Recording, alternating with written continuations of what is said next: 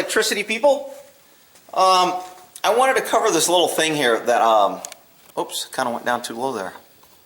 Should tighten that. So, these little things you can buy, they're kind of handy-duty little connectors. And they work like so. You pop these up, and then you stick a wire in. Let me pull a wire out on the other side.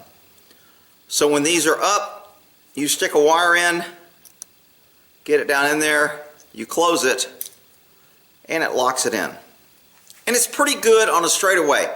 But if you start bending wires and twisting and spinning, these come out very easy. So if you use it on a bend, it's going to come out. If you use it on a straightaway, it works okay. So if you're just cutting a wire and you're placing this and you can secure this on a straightaway to where there's no moving and twisting, these work pretty good.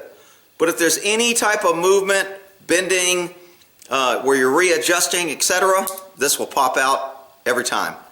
And ask me how I know, because I wired this up on a bend and I was wiring something else. Next thing I know, I lost power because these came unconnected.